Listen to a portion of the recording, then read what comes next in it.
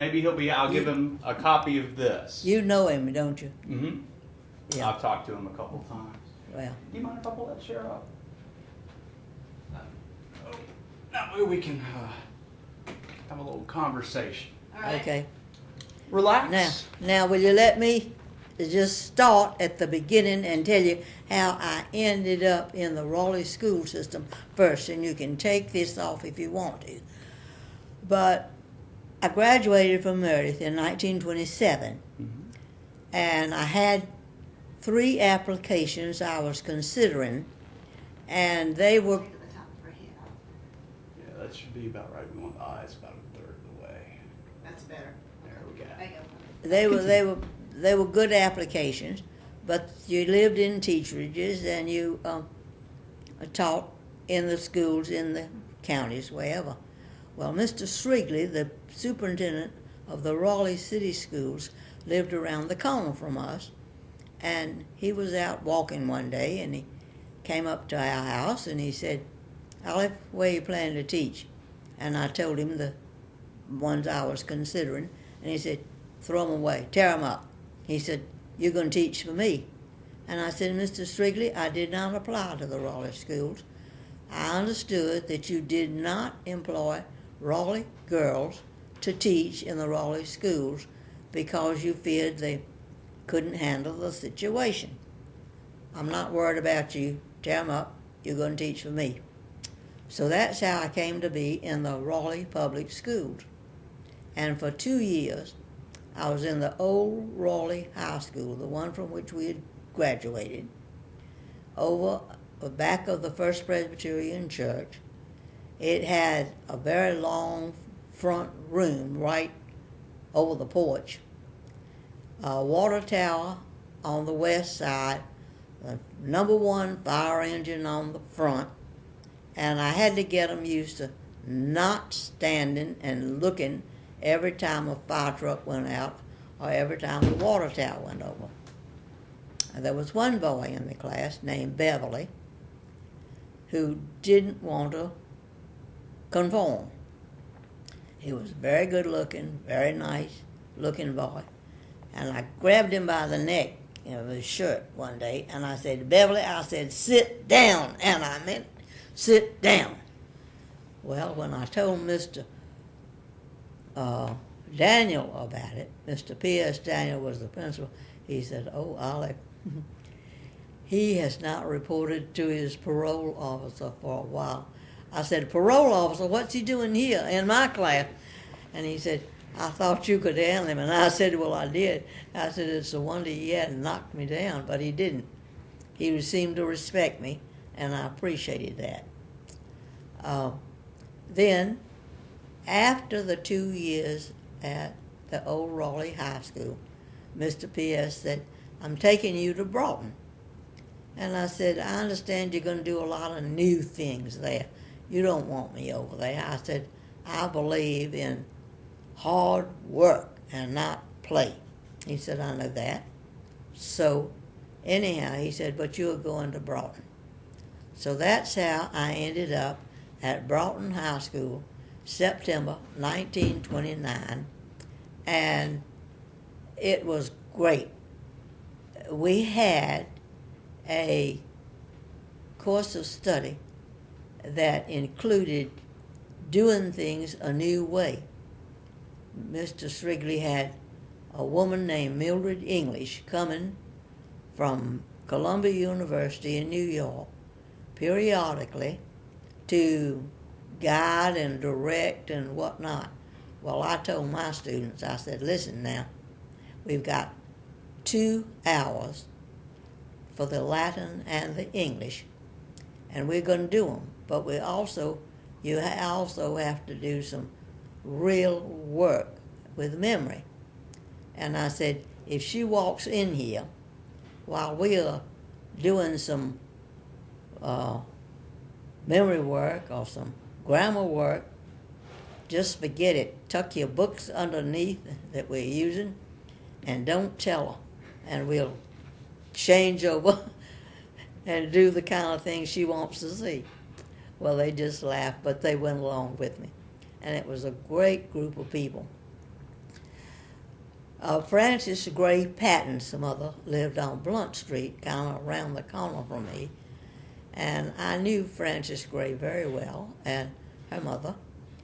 And Mrs. Gray said, "Do you know, Olive, I've written a Latin play."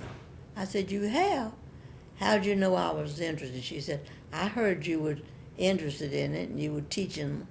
I said, "I am indeed." I said, "We've chosen a story of records for our theme for this year. And that's what we're working with. We're going to do a story of records." She said, "Well, I have a Latin play called Pyramus and Thisbe. Do you want it?" And I said, "Oh, we'd love it." So Pyramus was Deborah Jocelyn, played that part, and Thisbe was Sarah Oliver. She played that part. And we did the play. We were invited to come to the North Carolina Educational Association of Classical Scholars when they met. So we went and did the play and had many, many compliments for Broughton High for the work we did, and I was very glad of that. And this was the first year? Yeah, that was right at the beginning of the thing. Then the thing that happened with the Depression was the fact that there just wasn't enough money to do the things we needed to do. So the teachers had to do many, many things. And the English teachers had the most to do because they had to keep a strict record not only of the lesson plans for the week, day, whatever, but also we had to keep a record of every book that the child in our class read, and that was recorded. There was just a lot of work. We also had to coach plays, and as I said, we did the Latin play, and we also did one. I can't even think of the name of the thing now, but anyhow, we did another one that we were asked to take to the teachers' convention, which we did, and we won some more acclaim for Broughton High with that play, and I was glad of that. Broughton, from its very beginning, was a good school, and it is still a good school today. It's a beautiful school with its built of stone, and it is roomy. On one end is the auditorium on the east, and the auditorium is very, very good auditorium. One of the things we did at one time to raise the money was to have the Kiwanis Club do a play, and of course I get involved with all of that, and I remember Paul Hoover was one of the end men, and that went over well and made some money for the school. I think the PTA asked them to do it. On the other end of the building was the gymnasium, and of course that was very important. And at first, when we went to Broughton High, if I remember correctly, Broughton and Hugh Mawson played together for a few years before they got their own teams, and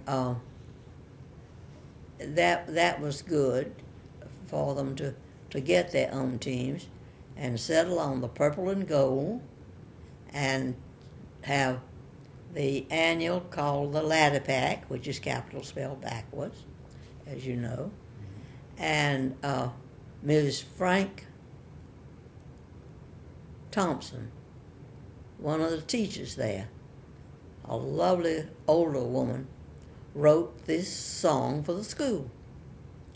So we got going in a good way and had some recognition one for another. Now, it still required 16 credits for graduation, 4 of them English and 2 in math, I think, 2 in math. And I know one was the science. And we had good teachers. Ellen Winston was there. And she had reached the place that she was working on her doctor's degree. Of course, I was working on my master's. And many of the teachers were continuing to study and work. Some of my work I did at Duke, most of it at State, and my thesis dealt with Latin and English and the derivation of words for that. It's still a good school. We went to the 50th anniversary of the school, and Helen Bell Broughton was there, the granddaughter of Needham Broughton, who was an outstanding Raleigh man. And the principal and Helen and I were asked to cut the birthday cake for the 50th anniversary. And of course we enjoyed doing that, and I enjoyed seeing the many, many students that I had taught. Mm-hmm. I taught there until 34. And then I went to Mr. Daniels, who was the superintendent, and I said, Mr. P.S., David and I want some children, and I think this is the time to do it. He said, I am so glad you and David are going to. He had taught both of us. Mm-hmm. And he said, I am so glad you are going to do that. Of course, Ellen Winston thought I was a nut. She thought I ought to go on and get my doctorate. Well, anyhow, that was the year I stopped to have Ollie. Well, the day she was a year old, Dr. Presley called me and said, Olive, I need you over here at Peace College. And I said, Dr. Presley, I promised David, even though I'd gotten my master's, I wouldn't teach anymore. He's one of these men that thinks he ought to support his wife and all the rest of the things, and he doesn't want me to teach anymore. He said, let me talk to David. So he talked to David, and the day she was a year old, I went back to teaching, and I taught over at Peace College, taught English over there, freshman English. Well, at Broughton, as I said, we had good teachers. I can name you some of them. Helen Runyon was a history teacher. Ellen taught the social studies. Bertha Flinneman took the Latin for the second year and on up. Florence Fitzgerald was math. Mrs. Glenn did English too. How she did it, I do not know. Her husband was a veteran who had suffered gas problems with the war. And many nights she was up all night. Bless her. She did a great job, though. As I said, we all had to pitch in and do a lot of things. I had the girl reserves as well as helping to coach plays. And it was hard work. Were there any teachers you were friends with? Friends. Mm-hmm. I was friends with all of them. They were a great group of people. One of them that was very much admired and loved by the students was Georgia Kirkpatrick. And the reason Georgia was so popular, she decided the time had come for them to have some special social life. So we had a little box out there, and they could put in $1 and vote, and at the end of a given period, everything was counted and the money was counted, and we elected a queen, princess, and had a big party. And the one who had gotten the most votes was the queen for that particular party. And everybody thought Georgia was just great because she thought in terms of having a lot of fun, and she was. She was a good teacher and had a lot of fun too. So they pretty good. I do not remember who the librarian was. The library was right in the center of the building. My room was on the east side, 208, a good sized room. And as I said, we decided to do story of records and talked about hieroglyphics and cuneiform writing and all of that. And I found that there was a man over at St. Augustine who had brought a part of a clay tablet back. So I invited him over to speak, and he was very, very good, and we enjoyed him. The children loved doing it was a scroll, it was a long banner up in the room and started with the beginnings of writing and going on up to the time where we were, and our class kept the minutes for the PTA as far as records were concerned. Mm-hmm. So we were up to date as well as old fashioned too. And I don't know. We won games. We did well with that. Mr. Jim Potter was the musician who had the band and chorus. So we had musicals as well as and chapel every week to to help us think about the school itself and the standards of the school. And what kinds of things would happen during chapel? In chapel? Mm-hmm. Well, very often we had people in to preach, or really, give talks, and not to do anything as far as their own denominations were concerned, but to talk and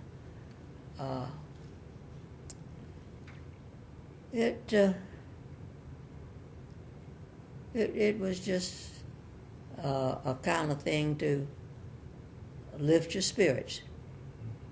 Yeah.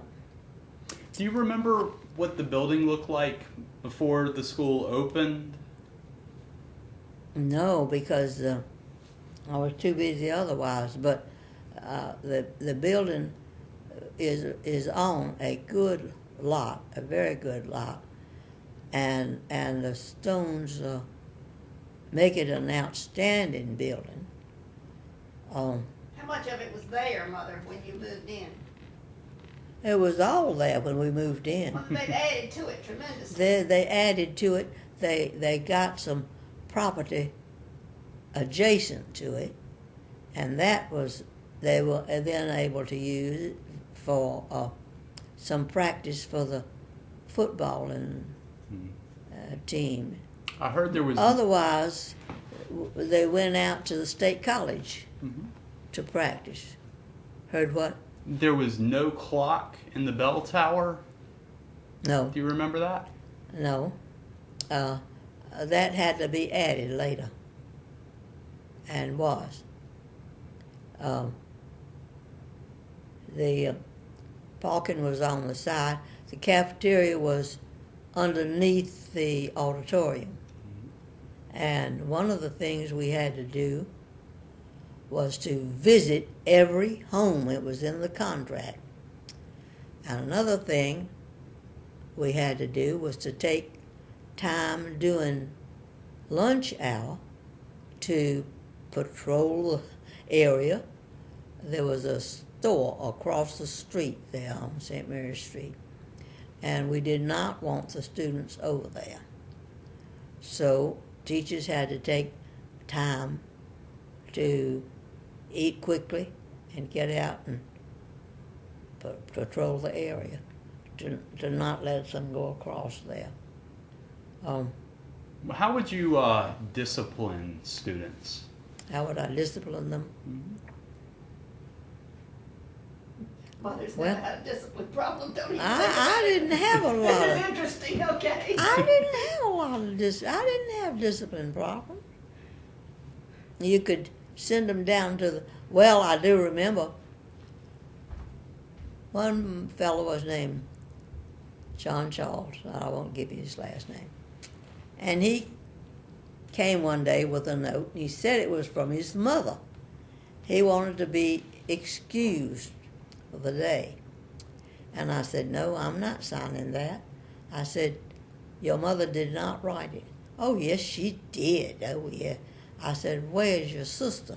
Why isn't she taking care of the baby you say you have to go home to help take care of? Well, she's got something else to do. I have to go. And he said, may I go speak to the principal? Well, by this time, William Charles Shaw was the principal. And he went down and came back up, fluttering it and saying, I got it. Got his signature. I said, let me see it. So he saw it. I said, you're going to be sorry. And he said, oh, no. Well, when my lunchtime came, I ate quickly, got in my car, and went to his home. And I said, where's William Charles? And she said, he's at school. And I said, oh, no, he isn't. I said, he brought a note which he said it was from you, and I wouldn't honor it. But Mr. Shaw did. So he left. Next morning when he came in, he said, you must have been the meanest kid in your class when you were in school. He said, you've caught me in every bad thing I've ever done. And I said, well, why don't we call a truce and let's get this over with, and you get the idea you're going to learn and do something with your life and not just play. I said, I'm not going to run after you like this and bring you back. And he said, well, I really will try, Miss Worth. I really will try. So he did. That's funny. Now, I want you to understand, though, that she never had any trouble with her children. We don't have any trouble with the grandchildren or with the great-grandchildren. Oh, that's good. I mean, somehow it just, this is what you expected to do. This is what you do. I wish it was like that today. I know. I'm just saying now my grandkids are in, They're great. They're but wonderful. they don't. Well behaved. Okay. Well, very well behaved. So far, cross your fingers. In fact, the little one was Thanksgiving. We were having Thanksgiving dinner, and I said, we were at the condo at the beach, and I said, let's everybody talk about the things we're thankful for Thanksgiving. And this little one, we got around to him, and he said, I'm thankful for my heart because it keeps me going. And grandmother, great-grandmother, I am so glad you've lived this long so I would get to know you. Oh, that's so sweet.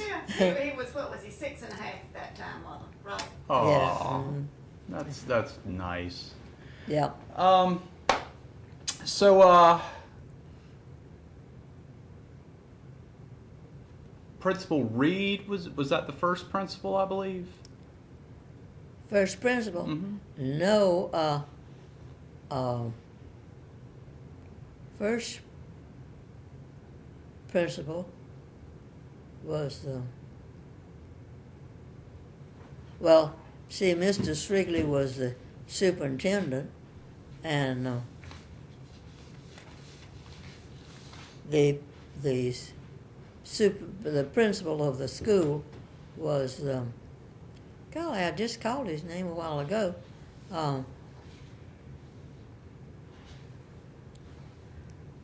And what was it? Wait a minute. He's He had taught both David and me when we went to high school. Daniel. Daniel. No. Shaw. What? Shaw. I'm looking at the 1933 ladder pack mother. Yes. And William Henry Shaw was principal. Well, he was the second one. Yeah. Mr. P.S. Daniel was the first one. Okay, he's the superintendent. Then he became superintendent, Right. and That William sounds Henry right. Shaw became the principal of Broughton High. What was Mr. Daniel like as a man? He was tall and handsome and very courteous to everybody. He had one child. Her name was Mary Scott Daniel, and he absolutely adored her. He was a good man, and I don't know that he had enemies at all. He just people really liked him very, very much.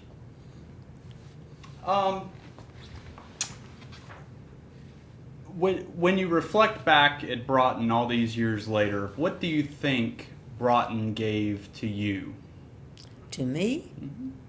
well, it gave me an opportunity to help with the lives of many of the wonderful people in Raleigh today. I remember Acus Moore. Acus was president of a commercial printing company.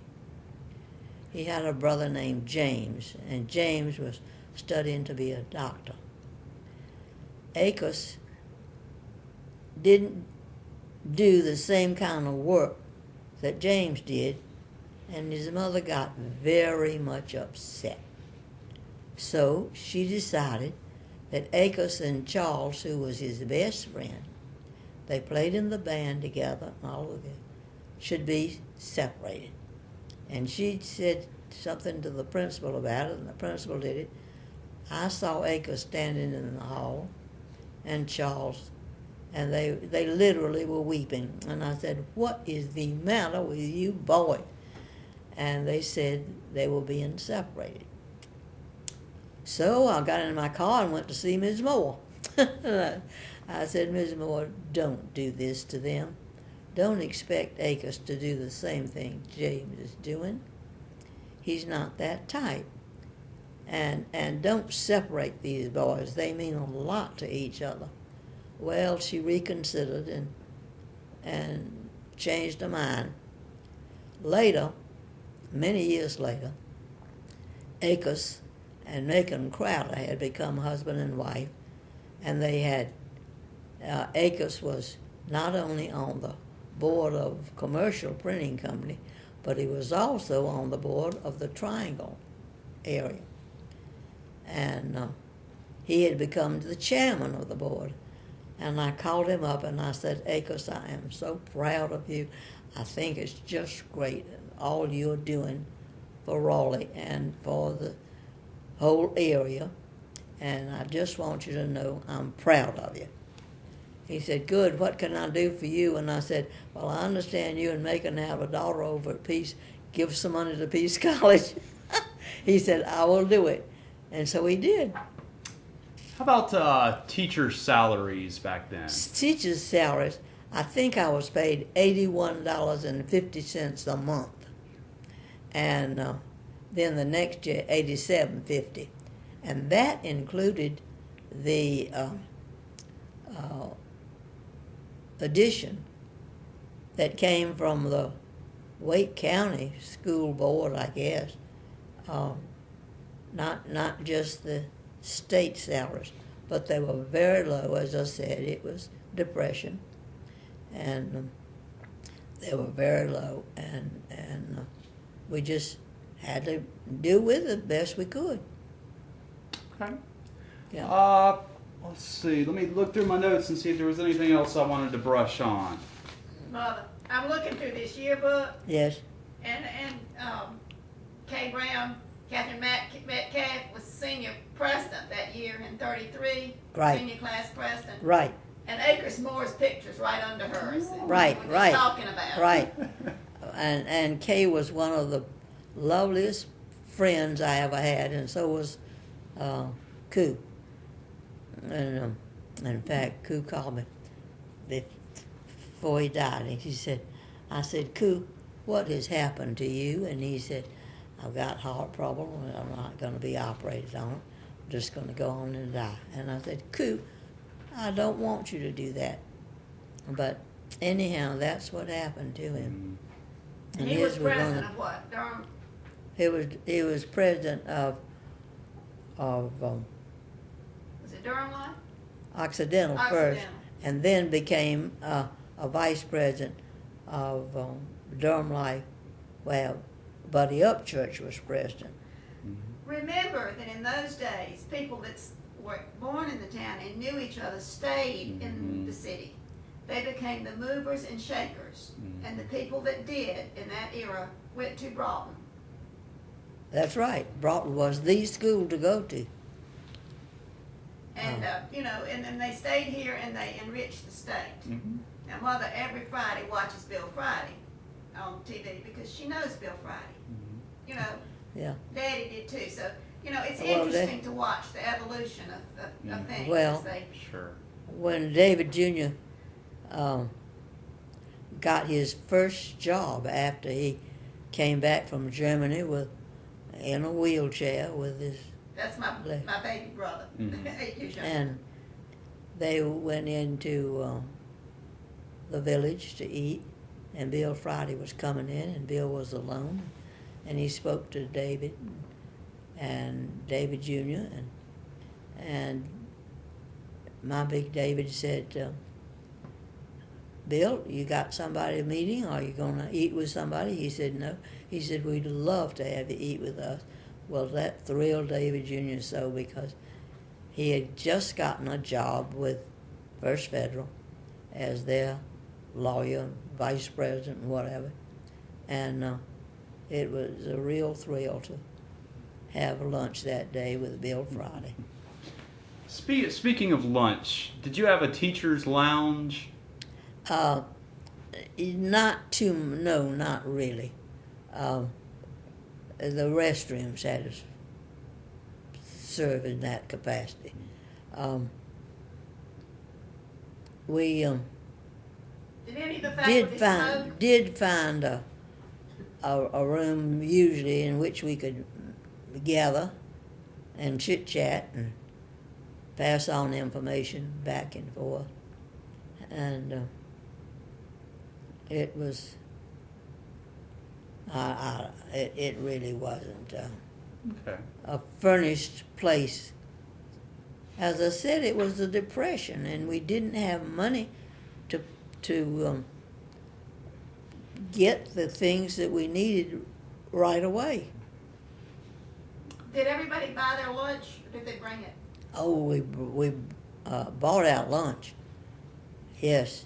No, but when I first was at high school, in the old Raleigh High School, we did not have any